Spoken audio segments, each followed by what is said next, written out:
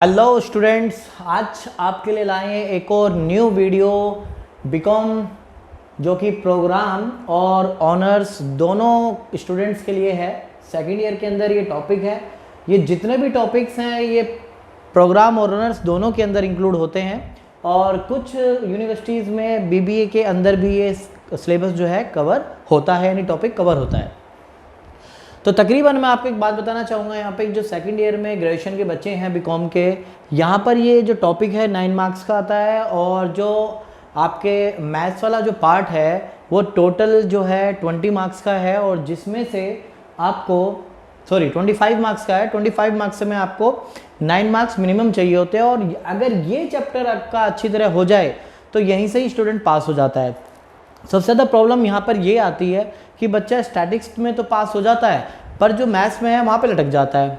तो मैथ्स में पास होने के लिए, और ज़्यादातर वो स्टूडेंट्स यहाँ पे लटकते हैं जो नॉन मैथ्स वाले ज़्यादातर होते हैं। ऐसा नहीं है कि नॉन मैथ्स वाले ही होते हैं, मैथ्स वाले भी लटक जाते हैं क्योंकि वो सोचते हैं कि हमें सब आता है, पर ऐसा नहीं है। एग्ज़ाम में जाते हैं तो हमें पता लगता है कि 25 मार्क्स में से क्या मिनिमम 90 भी हमारे बन रहे हैं या नहीं बन रहे हैं। तो मैं आपको यहाँ पर एक बात क्लियर कर दूँ कि ये कम से कम आपके 9 मार्क्स का तो आता ही आता है और ये आपको चैप्टर पूरा ही पास करवा सकता है क्योंकि सेपरेट पास होना होता है। आपके स्टैटिक्स में अलग पास होना होता है और मैथ्स के अंदर अलग पास होना होता है। तो मैं ये कहूँगा आपको ये चैप्टर आपके लिए सबसे ज़्यादा मार्क्स के लिए है, सबसे ज़्यादा बूस्ट है और इसमें मार्क्स लाने भी आपके ईजी हैं। थोड़ा सा आपका फोकस चाहिए, ठीक है, बाकी नंबर हम दिलवाई देंगे। तो यहाँ पे सबसे पहले देखते हैं इसके अंदर क्या क्या टॉपिक इंक्लूड है। Simple interest, second is compound interest, third is interest compounded continuously. इसके बाद 4 टॉपिक है nominal and effective rate of interest and final is depreciation. Honours के सारे टॉपिक इसके वीडियो के अंदर कवर नहीं है, अभी फिलहाल जो है प्रोग्राम के कवर सारे हैं, बट ये जितने भी टॉपिक्स हैं ये ऑनर्स वालों के अंदर भी इंक्लूड हैं। तो बात करते हैं एक एक करके। तो यहाँ पर मैं बताना चाहूँगा बहुत से स्टूडेंट्स होते हैं जिनको सिंपल इंटरेस्ट और कंपाउंड इंटरेस्ट में डिफरेंस ही नहीं पता होता, ठीक है। तो मैं सबसे पहले आपको इस टॉपिक में सिंपल और कंपाउंड इंटरेस्ट के बारे में ही आपको मैं बताना चाहूँगा कि सिंपल और कंपाउंड इंटरेस्ट होता क्या है। 1980 के दौरान में, यानी 80s के दौरान में अगर हम बात की जाए तो 80s तक जो है आपके भारत के अंदर सिंपल इंटरेस्ट चलता रहा था। सिंपल इंटरेस्ट वो है कि जो अमाउंट आपने बैंक में डिपॉजिट किया, यानी जो प्रिंसिपल अमाउंट है आपका, जो आपने प्रिंसिपल अमाउंट बैंक के अंदर डिपॉजिट किया है, आपको इंटरेस्ट उसी अमाउंट पर आपको ईयर बाय ईयर मिलता रहेगा। या तो आप उस अमाउंट को विड्रॉल करें और विड्रॉल करके फिर दोबारा डालें तो आपको इंटरेस्ट फिर उस अमाउंट पे मिलेगा, यानी जो भी अमाउंट आपका डिपॉजिट होता था उस अमाउंट पे आपको इंटरेस्ट मिलता था। पर उसके बाद 90s के आस पर अराउंड में जो है आपका कंपाउंड इंटरेस्ट आया और कंपाउंड इंटरेस्ट ये कहता है कि जितना आपने डिपॉजिट किया और डिपॉजिट पे जो आपको इंटरेस्ट मिल रहा है और इंटरेस्ट मिलने के बाद जो आपका दोबारा डिपॉजिट होगा आपको इंटरेस्ट उस अमाउंट पे मिलेगा। तो एक एग्जांपल की हेल्प से हम समझते हैं। लेट सपोज आपका प्रिंसिपल अमाउंट 100 रुपीज़ है और आपको उस पर 10% इंटरेस्ट मिलता है। तो 10% इंटरेस्ट आपका कितना बनता है? 10। तो 100 पे 10% आपका 10 हो गया, 110 बन गया। कंपाउंड में अगर बात करें तो फर्स्ट ईयर में दोनों मेथड में कोई चेंजेस नहीं होते क्योंकि फर्स्ट ईयर में दोनों अमाउंट वही रहते हैं, जितने आपके कंपाउंड में रहते हैं उतना ही आपका सिंपल में रहेगा। बट नेक्स्ट ईयर में जो सेकंड ईयर में जो अमाउंट आएगा वो आपका यहाँ पे इफेक्ट करेगा। अगर हम सब सिंपल इंटरेस्ट की बात करें तो सिंपल इंटरेस्ट में जो आपको इंटरेस्ट मिलेगा वो आपका सेम मिलेगा 100 पे, यानी जो आपका इनिशियल डिपॉजिट था, जो आपका प्राइमरी डिपॉजिट था, आपको उसी पे इंटरेस्ट मिलेगा, यानी that means 10 rupees. Total amount आपका बन जाता है 120 और यहाँ पे जो आपको इंटरेस्ट मिलेगा वो इंटरेस्ट आपको 110 पे मिलेगा, यानी इंटरेस्ट ऐड करने के बाद जो आपका न्यू प्रिंसिपल अमाउंट है आपको उसी के उस पर आपको इंटरेस्ट मिलेगा। तो 10% मिलेगा 11, तो 121। इस तरह से आपका इंटरेस्ट जो है बढ़ता चला जाएगा। तो ये कहेंगे कि जो कंपाउंड इंटरेस्ट है उसमें इंटरेस्ट आपको ज़्यादा मिलता है एज पर compare to simple interest. Simple interest आज की डेट में कहीं पे भी अप्लाई नहीं होता, फिर भी कॉन्सेप्ट को सिखाया जाता है कि दोनों में मेन डिफरेंसेस होते क्या हैं। अगर हम थर्ड ईयर की बात करें तो थर्ड ईयर में भी आपका सिंपल इंटरेस्ट के हिसाब से आपको 10 रुपीज़ ही इंटरेस्ट मिलेगा, बट कंपाउंड इंटरेस्ट की बात करें तो इस पर आपको इंटरेस्ट मिलेगा 12.1, यानी 121 के ऊपर 10%। तो दैट मीन्स 133.1 आपको इंटरेस्ट के ऐड होने के बाद आपका न्यू प्रिंसिपल अमाउंट आपका 133.1 हो जाएगा। ठीक है, तो फर्स्ट ईयर में देखा जाए तो फर्स्ट ईयर में जो डिजिट्स होती हैं यानी इंटरेस्ट लगने के बाद वो आपका अमाउंट सेम रहता है। ठीक है, आफ्टर दैट यानी नेक्स्ट ईयर में अमाउंट में चेंजेस आते हैं, यानी सिंपल इंटरेस्ट और कंपाउंड इंटरेस्ट का जो इफेक्ट है वो सेकेंड ईयर से आपको अलग दिखेगा। ठीक है, तो आओ स्टार्ट करते हैं सिंपल इंटरेस्ट के बारे में कुछ क्वेश्चंस और उसके फॉर्मूलाज। तो स्टूडेंट स्टार्ट करते हैं यहाँ पर सिंपल इंटरेस्ट का टॉपिक। सिंपल इंटरेस्ट का टॉपिक वाकई में बड़ा सिंपल है और इसको हम डिनोट कर रहे हैं एसआई के नाम से। तो सिंपल इंटरेस्ट का फॉर्मूला होता है PRT. P stand for principal value, जो आपने स्टार्टिंग में अमाउंट लगाया होगा, that means principal value, and R for rate of interest, and T stand for time. T को आप एन से भी डिनोट कर सकते हैं और कई आपके टॉपिक्स में जो है टाइम को एन से डिनोट किया है। फिलहाल हमने यहाँ पे टाइम को टी से डिनोट किया गया है। तो पी आर टी जो होता है वो आपका सिंपल इंटरेस्ट है। अमाउंट कैसे कैलकुलेट होता है, यानी जो आपने इनिशियल अमाउंट लगाया था, यानी प्रिंसिपल वैल्यू लगाई थी, प्रिंसिपल वैल्यू लगाने के बाद जो भी आपका सिंपल इंटरेस्ट बनता है उसको ऐड करने के बाद आपका अमाउंट आता है। और ध्यान रहे जो अमाउंट है हमेशा ग्रेटर देन होगा प्रिंसिपल अमाउंट से। अमाउंट का मतलब यहाँ पे फ्यूचर वैल्यू है जो इंटरेस्ट ऐड होने के बाद आपकी आती है।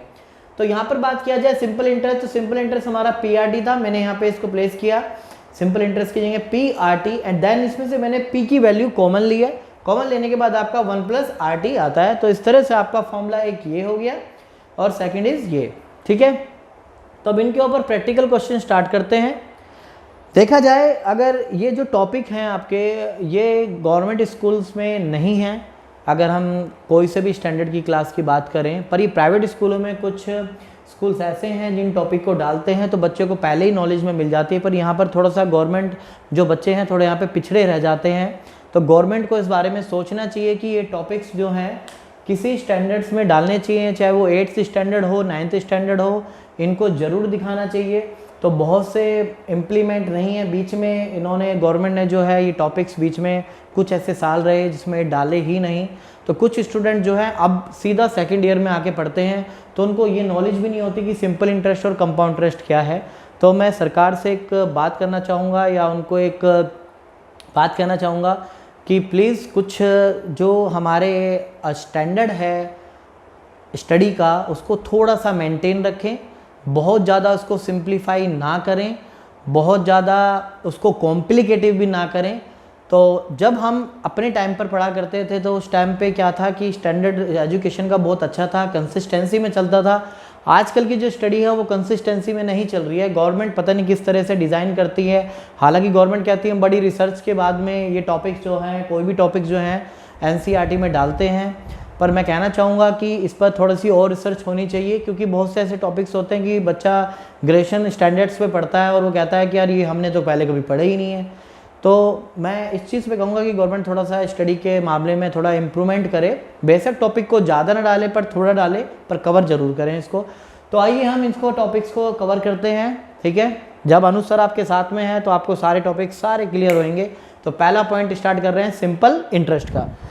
तो स्टार्ट करते हैं कि एग्जाम्पल नंबर फर्स्ट जो कि सिंपल इंटरेस्ट के ऊपर है। A person invest 1000 in A saving bank. Saving bank में 1000 रुपये जमा किए जाते हैं, 1000 रुपीज़ डिपॉजिट किए जाते हैं 6% सिंपल इंटरेस्ट के साथ में। तो व्हाट इज़ द बैलेंस और amount of the saving account after 6 month, यानी यहाँ पे 6 महीने के बाद आपका जो अमाउंट है वो कितना होगा, ये आपसे क्वेश्चन किया गया है। तो बात करते हैं सीधा, आपसे अमाउंट के बारे में बात की गई है कि what is the amount of the saving account after 6 month. 6 month के आफ्टर यानी बाद में आपका कितना अमाउंट बन जाएगा। तो यहाँ पर बात करते हैं फॉर्मूले की। तो फॉर्मूला इस तरह से है डिज़ाइन आपका, P ब्रैकेट 1 प्लस RT। तो P फॉर प्रिंसिपल अमाउंट, तो साइड में हम लिख लेते हैं कि हमें क्या क्या गिवन है। प्रिंसिपल अमाउंट हमें गिवन है 1000 rupees and rate of interest is 6%। And month की बात करें तो टाइम आपका 6 मंथ है। तो करते हैं स्टार्ट। P आपकी value 1000, 1 plus R stand for 6% and T for time 6 month 6/12। अगर आपके यहाँ पे 2 ईयर होता तो मल्टीप्लाई बाय 2, 9 मंथ्स होते हैं तो 9/12, 6 ईयर होते हैं तो मल्टीप्लाई बाय 6, मंथ्स में होता है तो 12 से डिवाइड करके हम इसको ईयर में कन्वर्ट कर लेते हैं। तो यहाँ पे कैलकुलेट करते हैं वैल्यू को, 6 2 12, 2 3 ज़ा, ये आपकी वैल्यू आ गई। तो 1 + 3/100, और अगर हम इसको 3 को 100 से डिवाइड करते हैं तो वैल्यू आपकी ये आती है 1000 multiply by 1.03, that means 1030। That means आपके 6 महीने के बाद जो आपका डिपॉजिट 1000 रुपीज़ था, प्रिंसिपल वैल्यू 1000 रुपीज़ थी, आफ्टर 6 मंथ वो अमाउंट आपका 1030 हो जाएगा, यानी 1030 रुपये आपके हो जाएंगे। अगर मैं यहाँ पे कंपाउंड यानी सिंपल इंटरेस्ट की बात करूँ तो यहाँ पे सिंपल इंटरेस्ट आपका कितना बनेगा 30। मैंने आपको फॉर्मूला लिखाया था, A = P plus simple interest and A stand for 1030 and P is 1000। तो सिंपल इंटरेस्ट, हालांकि पूछा नहीं है क्वेश्चन के अंदर सिंपल इंटरेस्ट, फिर भी मैं आपको बता रहा हूँ। तो 1030 में से आप 1000 लेस करेंगे तो आपका सिंपल इंटरेस्ट कैलकुलेट होके आएगा 30।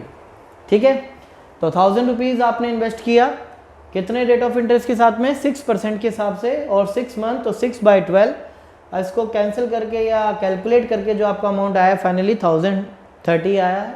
तो नेक्स्ट क्वेश्चन की ओर चलते हैं। तो स्टार्ट करते हैं student. Example number 2, the simple interest on ₹600 for 9 month is 27। Simple interest के हिसाब से 600 रुपये जो आपने लगाए थे वो 9 महीने के अंदर उस पर 27 इंटरेस्ट मिलता है, यानी the simple interest on ₹600, simple interest on 600 after 9 months कितना हो जाता है इज 27, यानी 600 रुपये पे आपको सिंपल इंटरेस्ट 9 महीने बाद 27 रुपीज़ मिलता है। तो फाइंड करना है आपको यहाँ पर इंटरेस्ट का रेट, यानी क्वेश्चन के अंदर आपको रेट ऑफ इंटरेस्ट गिवन नहीं है। तो यहाँ पर देखते हैं सबसे पहले हमें क्या क्या चीज़ें गिवन है। Principal amount is 600 and simple interest is 27 and time is 9 month and rate of interest is not given. तो यहाँ पे फॉर्मूला अप्लाई करते हैं सिंपल इंटरेस्ट का। तो सिंपल इंटरेस्ट का फॉर्मूला है PRT, जिसमें सिंपल इंटरेस्ट आपको गिवन है 27 and principal amount is 600 and rate of interest given नहीं है तो R/100 ले लेते हैं, right. And T for time, तो टाइम की बात की जाए तो टाइम आपका 9 मंथ्स है, तो 9/12। तो कैलकुलेट करते हैं यहाँ पे वैल्यू। तो 3 3 9, 3 4 12 एंड ये वैल्यू यहाँ पे मल्टीप्लाई करते हैं। 27 multiply by 4 divided by 600 he divide में और आपका 300 डिवाइड में, 3 9 जा 27 और ये आपका रेट 100 भी यहाँ पे ले जाते हैं, 100 यहाँ पे मल्टीप्लाई हो जाएगा। देखते हैं वैल्यू क्या आती है।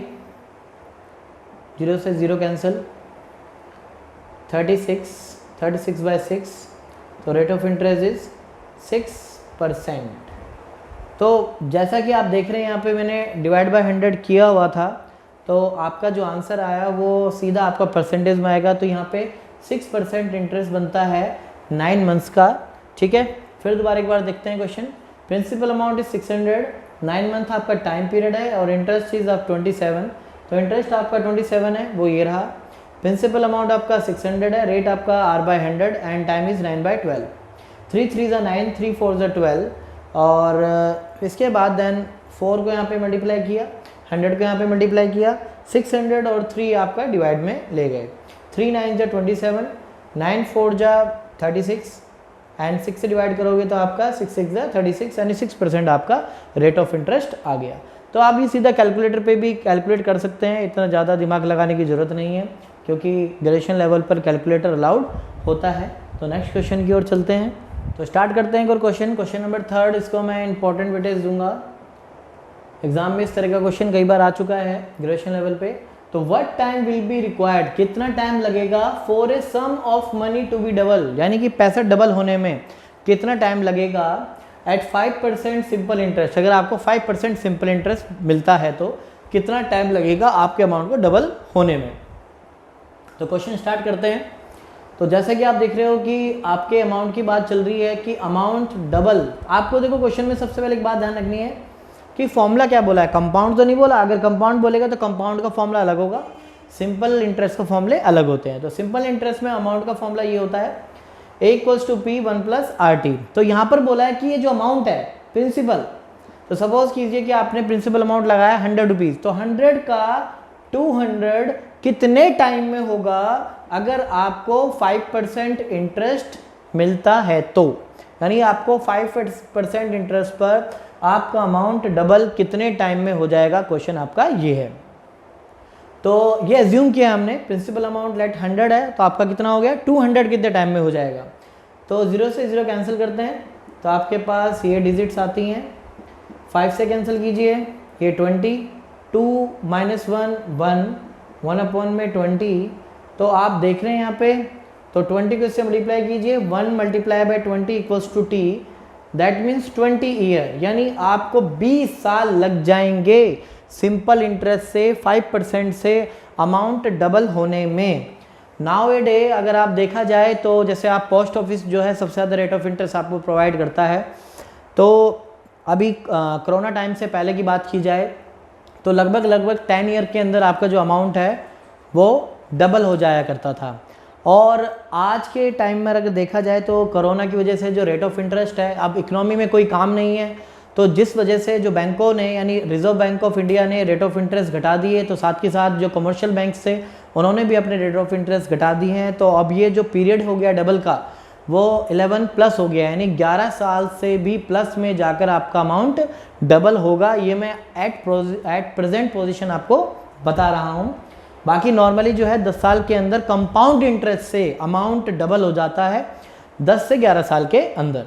ठीक है, सिंपल इंटरेस्ट से आप देख सकते हो अगर आपको 5% पे रेट मिल रहा है तो 20 साल के अंदर आपका पैसा जो है वो डबल होगा, यानी 100 से 200 होने में इसको 20 साल लग जाएंगे। ठीक है, तो एग्जाम पॉइंट से बड़ा इंपॉर्टेंट क्वेश्चन है। कुछ ऐसे ही क्वेश्चन एक और करते हैं। एग्जाम्पल नंबर 4 करने जा रहे हैं, जो कि दिल्ली यूनिवर्सिटी में 2011 में ये आ चुका है, तो इसलिए ये क्वेश्चन बड़ा इंपॉर्टेंट है।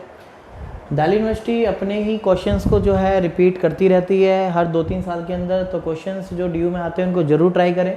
तब यहाँ पे जो क्वेश्चंस है वो ये पूछ रहा है कि how long will take for a sum of quadruple its time, यानी क्वार्टिपल का मतलब ये होता है जैसे क्वाड्रेंट होता है, ऐसे क्वार्टिपल होता है कि 4 गुना जो आपने पैसा डिपॉजिट किया है, जो सम डिपॉजिट किया है वो 4 गुना कितने समय में हो जाएगा अगर आपको 10% पर ईयर इंटरेस्ट मिल रहा है सिंपल इंटरेस्ट के हिसाब से।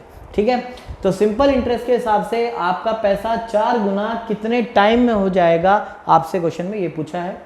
तो देखते हैं यहाँ पे अमाउंट का फॉर्मूला होता है सिंपल इंटरेस्ट में A equals to P 1 plus RT, जिसमें अमाउंट को मान लेता हूँ कि मैं P अमाउंट था और उसका 4 गुना, ये होता है 4 टाइम्स, यानी 4 गुना। तो 4 गुना कब होगा 400 हो जाएगा 4 गुना। रेट आपका 10% गिवन आपको क्वेश्चन के अंदर, आप देख सकते हैं 10% पर एनम, और टाइम आपको गिवन नहीं है, तो यहाँ पे आपको टाइम निकालना है। 00 से 00 कैंसिल कीजिए, 0 से 0 कैंसिल, 1 प्लस 1 अपॉन में 10t, तो यहाँ पे 4 माइनस 1 3, 1 अपॉन में 10t, 10 से 3 को मल्टीप्लाई करें, 30 ईयर के अंदर जो आपका अमाउंट है वो आपका 4 गुना हो जाएगा, क्वाड्रुपल हो जाएगा। यानी कि अगर 10% का आपको रेट ऑफ इंटरेस्ट मिल रहा है सिंपल के हिसाब से, तो आपका अमाउंट 4 गुना हो जाएगा विद इन 30 ईयर, यानी 30 साल के अंदर। तो ये इंपॉर्टेंट क्वेश्चन है, इसको ध्यान से देखिए। तो अगले टॉपिक पे चलते हैं हम। तो स्टूडेंट बात करते हैं हम नेक्स्ट टॉपिक की, कंपाउंड इंटरेस्ट, जो कि एग्जाम में सबसे ज़्यादा चांसेस इसके आने के होते हैं सिंपल इंटरेस्ट से थोड़ा कंपेरेटिव। ये इंपॉर्टेंट टॉपिक ज़्यादा है, तो एग्ज़ाम में क्वेश्चंस भी इसके ज़्यादा बनते हैं, एक आधा क्वेश्चन इस पर आता ज़रूर है। तो कंपाउंड इंटरेस्ट की बात करें तो कंपाउंड इंटरेस्ट को हमने शॉर्ट फॉर्म में CI लिखा है। P 1 प्लस R की power n, R stand for rate of interest, N stand for time, and P is principal value -1। ये कंपाउंड इंटरेस्ट आता है, और ये अमाउंट की वैल्यू है जो इंटरेस्ट ऐड होने के बाद में आपका आएगा सीधा। तो यहाँ पर ये बात ध्यान रखनी है कि हमेशा जो A की वैल्यू है वो P से बड़ी ही होगी। A for amount and P for principal value, A को हम फ्यूचर वैल्यू भी बोलते हैं। तो आइए स्टार्ट करते हैं कंपाउंड इंटरेस्ट पे कुछ क्वेश्चंस जो एग्जाम में आए हुए हैं। तो एक बेसिक क्वेश्चन स्टार्ट करते हैं। एग्जांपल फर्स्ट कंपाउंड इंटरेस्ट का। तो यहाँ पे बोलता है फाइंड द कंपाउंडेड अमाउंट, यानी आपसे ए पूछा गया है और एंड द कंपाउंडेड इंटरेस्ट, और आपसे सी आई पूछा गया है। कंपाउंडेड इंटरेस्ट दोनों ही चीज़ें पूछी गई हैं। अमाउंट जो प्रिंसिपल अमाउंट है वो आपका 4000 है, तो P इज़ 4000 एंड ईयर आपको गिवन है 7 और आपको रेट ऑफ इंटरेस्ट जो गिवन है वो है 6%, राइट। तो आपको सारी चीज़ें ही गिवन है यहाँ पे। रेट ऑफ इंटरेस्ट गिवन है, टाइमिंग गिवन है एंड प्रिंसिपल वैल्यू, अमाउंट और कंपाउंड इंटरेस्ट आपको कैलकुलेट करना है। तो सबसे पहले हम बात करते हैं कंपाउंडेड इंटरेस्ट की। तो कंपाउंड इंटरेस्ट का जैसे कि आपको पता है फॉर्मूला होता है P 1 + r⁻n-1। तो P का अमाउंट जो आपका है 4000 है और रेट आपका 6% है और टाइमिंग इज़ 7 ईयर एंड -1। तो आपका ये बनता है 1.06⁻7 -1। तो कभी कभी एग्ज़ाम में आपको ये वैल्यू गिवन होती है और कभी कभी आपको सीधा ये आपको खुद कैलकुलेट करनी होती है। तो आप कैलकुलेटर पे इसको कैलकुलेट कीजिए और जो भी आंसर आएगा उसमें से -1 कीजिएगा और मल्टीप्लाई बाय 4000। तो फिलहाल अभी जो है हम आपको डायरेक्ट आंसर बता रहे हैं। तो यहाँ पे जो आंसर कैलकुलेट हो जाएगा 2014.52। ये मैंने आंसर पहले ही कैलकुलेट किया हुआ था। तो यहाँ पे आप अमाउंट कैलकुलेट करेंगे तो आपका 2014.52 अमाउंट आएगा। ये आपका कंपाउंड इंटरेस्ट है। तो ये इतना अमाउंट आपका कंपाउंड इंटरेस्ट का आ गया है। इसके बाद बात करते हैं हम अमाउंट की। तो अमाउंट का फॉर्मूला होता है 1 + r⁻n। P stand for 4000 and rate of interest is 6% और टाइमिंग इज़ 7 ईयर। तो आप यहाँ पे देखेंगे तो आपका कैलकुलेट हो गया था 1.06⁻7। तो कैलकुलेट करके आपका आंसर आएगा 6014.52, ठीक है। तो ये आपका अमाउंट कैलकुलेट है।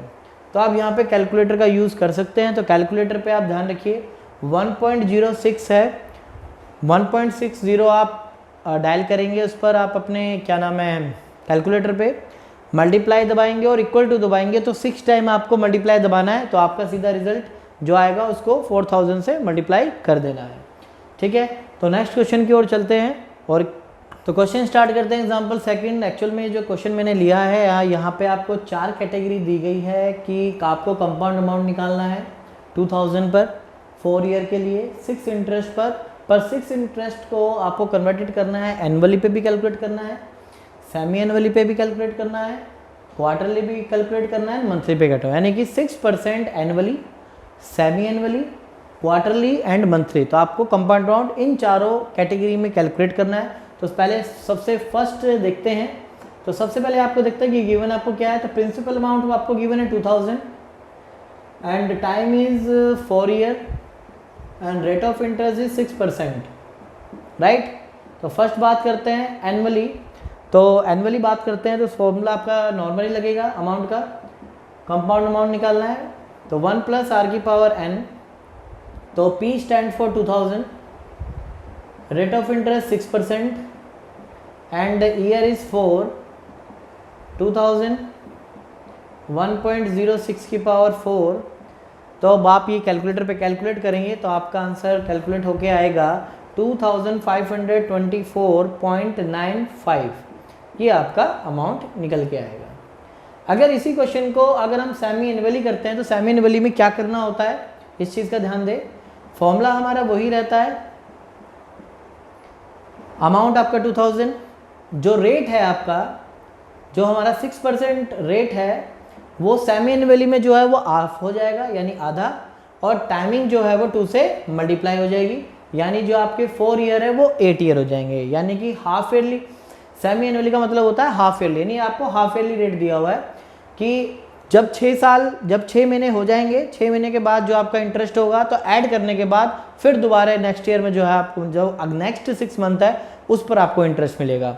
यानी साल में आपको 2 बार इंटरेस्ट मिलेगा, first 6 month and second 6 month. तो सेमी एनुअली का मतलब ये है जो टाइमिंग है वो आपकी हाफ हो जाएगी और जो आपका टाइमिंग है वो डबल हो जाएगा। और यही बात अगर हम यहाँ पर करें थर्ड पार्ट में क्वार्टरली में, यानी साल के अंदर आपको 4 बार इंटरेस्ट मिलेगा, यानी कि 2000, रेट आपका 6% क्वार्टरली में 4 से डिवाइड करेंगे और टाइम को 4 से मल्टीप्लाई करेंगे, ठीक है। तो जो भी वैल्यू कैलकुलेट होके आएगी, तो जहाँ तक ये वैल्यू आपकी 015 आनी चाहिए, ये 16 वैल्यू हो जाएगी। 2000 1.015 की पावर 16, ये आपकी वैल्यू 2000 कैलकुलेट करके 1 पॉइंट आप कैलकुलेट करेंगे तो 3 और ये 8, 1.03 की पावर 8। तो आप कैलकुलेट करेंगे इसका अगर अमाउंट, तो अमाउंट आपका कैलकुलेट हो जाएगा 2533.54, ठीक है। और इस मेथड से आप अगर कैलकुलेट करते हैं आपका अमाउंट, तो अमाउंट आपका कैलकुलेट होके आएगा 2537.97 and last is amount is P1 plus R की पावर n। तो P stand for 2000 and interest rate 6%। अब यहाँ पे मंथली है, तो मंथली है तो 12 से डिवाइड और टाइम जो है 12 से मल्टीप्लाई। तो यहाँ पे आपका आंसर आ जाएगा 0.005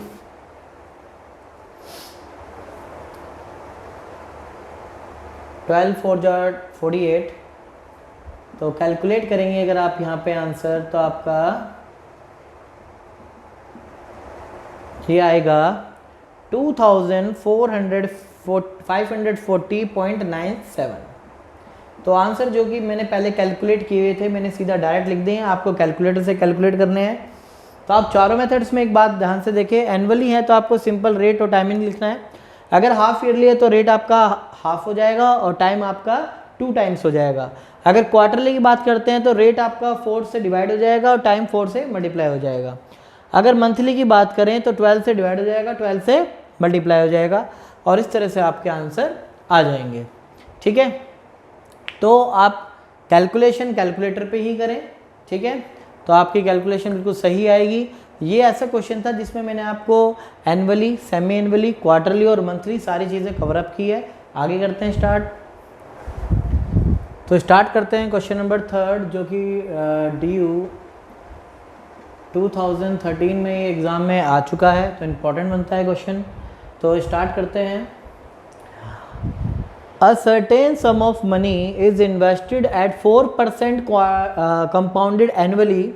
The interest for the second year is 25, यानी आपको सेकेंड ईयर का इंटरेस्ट गिवन है 25 रुपीज़। तो find the interest for the third year, तो आपको थर्ड ईयर का इंटरेस्ट निकालना है कि क्या होगा। फिर दोबारा से देखते हैं एक बार क्वेश्चन को, कि क्वेश्चन में आपको बताया हुआ है कि a certain some of money, कुछ पैसा इन्वेस्ट किया है 4% कंपाउंडेड एनुअली के हिसाब से, जो कि सेकेंड ईयर में इंटरेस्ट बनता है 25, तो थर्ड ईयर का इंटरेस्ट पूछा है। यही सेम क्वेश्चन में आपसे एक बार एक और पूछा गया था कि प्रिंसिपल वैल्यू बताओ। तो आप ध्यान से देखेंगे क्वेश्चन में प्रिंसिपल वैल्यू भी गिवन नहीं है, चाहे तो हम इस क्वेश्चन में वो भी निकाल सकते हैं, वो भी इसका पार्ट ही बन जाएगा। तो स्टार्ट करते हैं जो भी आपको गिवन है। अगर हम बात करें फर्स्ट ईयर अमाउंट कितना बनेगा या फर्स्ट ईयर अमाउंट क्या बनेगा, तो जिसको हम A1 बोल देते हैं, फॉर्मूला हमारा होता है A = P1 + R की पावर n। फर्स्ट ईयर में जो हमारा अमाउंट होगा वो क्या बनेगा, वो लिखते हैं। रेट आपका गिवन है 4%, तो 4% अमाउंट डाल दिया हमने, एंड फर्स्ट ईयर तो 1, तो A1 की वैल्यू निकल के आती है 1.04। इसके बाद बात करते हैं हम सेकेंड ईयर के बाद आपकी वैल्यू क्या बनेगी, P1 + 0.04 की पावर 2, तो A2 = P1 + 0.04 की पावर 2। और थर्ड ईयर में क्या वैल्यू बनती है ये भी कैलकुलेट कर लेते हैं। आफ्टर थर्ड ईयर P1 + 0.04 की पावर 3, तो थर्ड ईयर में आपका अमाउंट ये बनेगा, सेकेंड ईयर में ये बनेगा और फर्स्ट ईयर में आपका अमाउंट ये बनेगा। तो मैं आपको बता दूं, अगर A2 में से A1 घटाते हैं, यानी सेकेंड ईयर के अमाउंट से अगर आप A1 अमाउंट हटाते हैं, तो आपको सेकेंड ईयर का इंटरेस्ट आपको मालूम पड़ जाएगा। यानी कि second year interest = A2 - A1, तो that means this minus this, P1.04 की पावर 2 माइनस P 1.04, तो सेकेंड ईयर इंटरेस्ट आपको गिवन है 25। फर्स्ट ईयर के अमाउंट को हमने A1 माना है, सेकेंड ईयर के अमाउंट को हमने A2 माना है, थर्ड ईयर के अमाउंट को A3 माना है। अगर मैं A2 में से A1 घटाता हूँ, यानी कि A2 amount of second year में से amount of first year less करता हूँ, तो सेकेंड ईयर का इंटरेस्ट कैलकुलेट हो जाता है, जो कि आपको गिवन है क्वेश्चन के अंदर 25। अगर हम आगे बात करें, अगर हम थर्ड ईयर के इंटरेस्ट की बात करें, तो A3 में से हमें A2 क्या करना होगा, माइनस करना होगा। A3 minus A2 equals to third year interest. तो A3 की वैल्यू आपको गिवन है 1.04 की पावर 3 माइनस A2 की वैल्यू P 1.04 की पावर 2। तो ध्यान से देखिए, इसमें से वैल्यू कॉमन आ रही है, 1.04 वैल्यू कॉमन आ रही है। कॉमन यहाँ पे भी आ रही थी बट मैंने नहीं लिया, उसके पीछे एक रीज़न है। तो ध्यान से देखें आप, 1.04 ये यहाँ से कॉमन आ रही है वैल्यू, 1.04 कॉमन आ रही है वैल्यू। तो अंदर जो वैल्यू बचेगी वो आपकी ये आएगी। तो आप देख रहे हैं इस चीज़ की वैल्यू हमें पहले से गिवन है। ये जो वैल्यू है 1.04 कॉमन निकालने के बाद ये जो वैल्यू बचती है, इस वैल्यू की क्या है आंसर, 25। यानी मैं इस वैल्यू की जगह 25 वैल्यू रख सकता हूँ और 25 को 1.04 से मल्टीप्लाई करता हूँ तो 26 वैल्यू आ जाती है थर्ड ईयर इंटरेस्ट। तो क्वेश्चन में आपसे थर्ड ईयर इंटरेस्ट ही पूछा था, तो थर्ड ईयर इंटरेस्ट कितना बनता है, 26।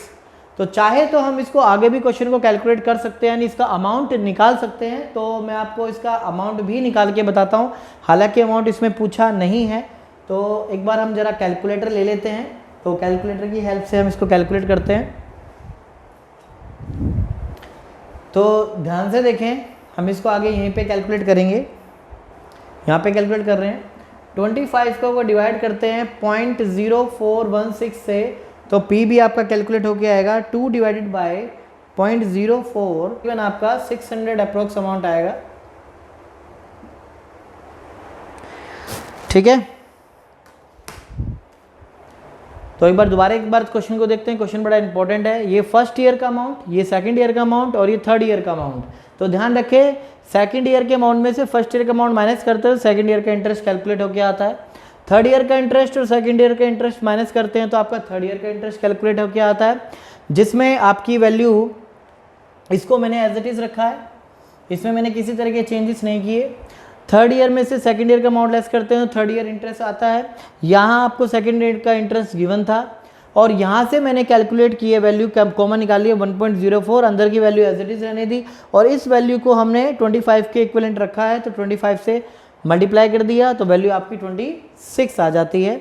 ठीक है, अब इसको कैलकुलेट करते हैं, 1.04 का स्क्वायर करते हैं तो वैल्यू ये आ गई और ये आ गई, इसमें से इसको लेस करते हैं तो 0.0416 डिवाइड करने के बाद 25 को डिवाइड करने के बाद अप्रोक्स अमाउंट आपका प्रिंसिपल वैल्यू 600 आती है। ठीक है, तो नेक्स्ट क्वेश्चन की ओर चलते हैं। तो स्टार्ट करते हैं एक और नया क्वेश्चन, इंपॉर्टेंट क्वेश्चन जो कि ड्यू में 2003 में ही रिपीट हुआ था। तो a sum of money is put at compound interest, एक अमाउंट हम जमा करते हैं कंपाउंड इंटरेस्ट के हिसाब से for 2 year eight 20% per annum, तो it would fetch 482 more if the interest were payable half yearly. कहता है यही अमाउंट अगर हम हाफ ईयरली करते हैं तो 482 ज़्यादा मिलता है। जैसा कि आपको पता है कि अगर हम एनुअली से सेमी एनुअली करते हैं और क्वार्टरली करते हैं, मंथली करते हैं, तो सबसे ज़्यादा इंटरेस्ट जो हमें कैलकुलेट होकर मिलेगा वो मंथली में सबसे ज़्यादा मिलेगा, उससे कम क्वार्टरली में, उससे कम सेमी में, उससे कम एनुअली में। तो वैसी बात है, यहाँ पे एनुअली और सेमी एनुअली की बात करें, यानी हाफ ईयरली की बात करें, तो हाफ ईयरली में इंटरेस्ट हमें ज़्यादा मिलता है और बताया भी है ये कि अगर हम अपना अमाउंट जो इन्वेस्ट करते हैं वो हाफ ईयरली के हिसाब से करते हैं तो हमें 482 इंटरेस्ट ज़्यादा मिलता है। तो हमें कैलकुलेट करना है यहाँ पे सम, तो कैलकुलेट करते हैं, क्वेश्चन स्टार्ट करते हैं।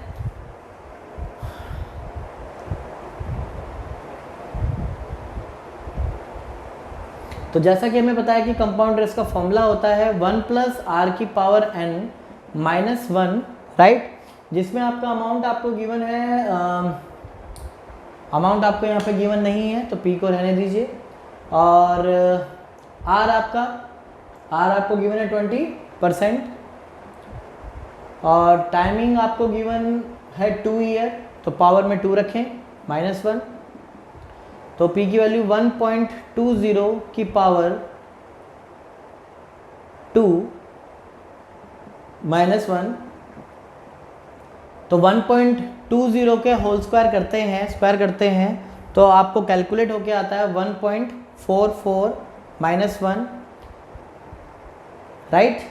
और यहाँ पे कैलकुलेट होके आता है 1.1 लेस करेंगे तो आपकी वैल्यू आएगी 0.44, राइट।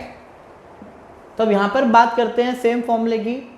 तो यहाँ पर बात करता है कि ये जो रेट है ये अगर हाफ ईयरली हो जाए तो हाफ ईयरली के केस में टाइम 2 से डिवाइड रेट 2 से डिवाइड हो जाता है और 2 से मल्टीप्लाई हो जाता है, राइट।